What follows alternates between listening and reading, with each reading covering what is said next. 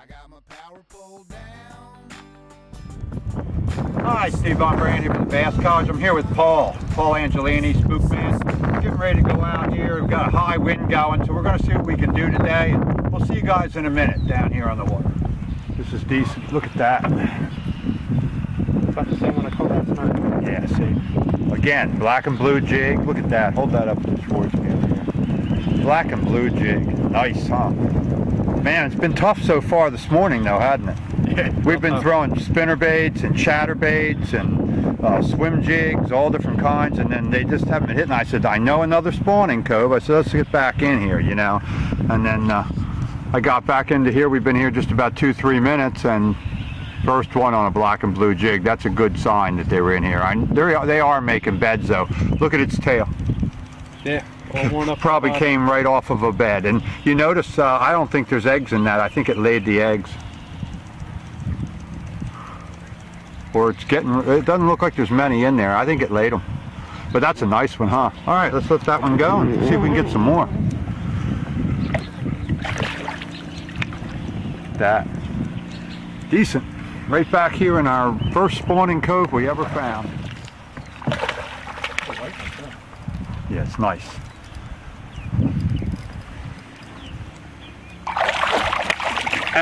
Oh my God, look at that. That's big too. Well, we'll try and get him off without losing the lure. Look at it. I never saw a catfish that big. Yeah, they're big in here. I've caught channels too. That's not a channel, but I've caught channel catfish in here too. That's a bullhead. Man, I thought that was a nice bass too. Yeah, so did I. Oh wow. No. But that's a big. It's not. But look, it's nice though. There he goes. I got it on camera. That's cool. That was a good release. Look at my board. Right. Came out of these shallow logs. See those, this is where Paul just caught this on the jig. Right in there. That water there is honestly not more than 5 inches. I just threw right back in after Paul caught that one. I've caught a couple other ones that were real little like this. But these are buck bass. I think the bass have all moved in the last day or two with this warm weather. And they've actually gone up into here, into these North Shore laydowns in the grass. And they're on beds, for sure. And we're throwing in, and these are the buck bass that are defending these beds. Well, there we go. Came in here to the laydowns back in this cove, threw in the dirty jig with the Grandy Bass Mega Claws trailer on the back. And I could see what I thought was a bed back in these trees. And flipped it into the bed. Hit it right away, took it instantly. And again, that's a male. Either that or it's a female that's already laid the eggs. So we're going to keep working these laydowns in here and stuff. We've got so many giant carp in here tearing up the shoreline and the pads. It's just impossible, I think, to really have the bass in there with them. I mean, they're just giant carp.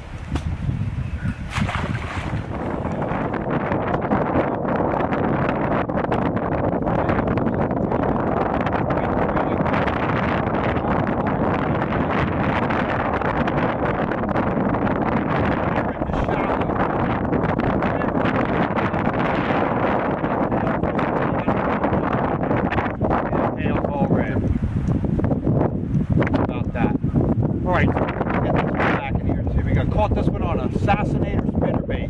Wind's blowing into the pads. I threw that in, nailed it. The pads about.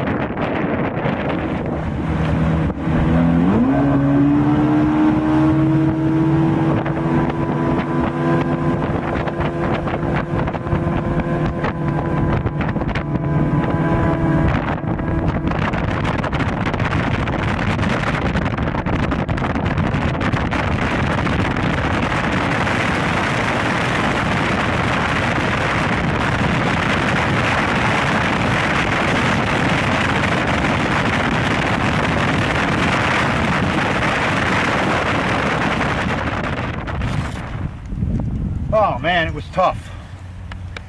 We threw everything. Assassinator spinnerbaits, swim jigs, flipping jigs, put Grandy Bass Mega Claws on the back, Berkeley Havoc. We threw RC 1.5 and 2.5s. Threw a lot of different baits, chatterbaits.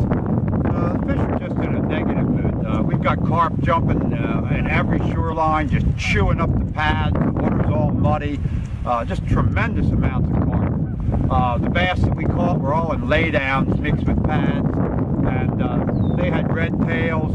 You could tell they were making beds. I think what's happening now is they actually, about 80–90% of the fish are either making beds in that transitional stage where they're hard to catch, or the other ones are on beds and the water is so muddy you can't really see where they are. You just kind of random cast and guess. And then you've got the few that haven't gone on, and some of the buck bass, and that's what we were catching, except for that one really nice one that Paul caught. So we're going to get on out of here, and we're going to regroup and let them settle down a little bit. And I'm going to get out next time on the Nanticoke, maybe on Thursday, with Trip Jack Evans from the Dover Bass Club, and see what that's like, and then maybe head on up to the Upper Bay to the Sassafras and see how that is. So until next time, Steve, I'm Brant, all down here in Red Mill, goodbye, Lower Delaware. We'll see you on the floor.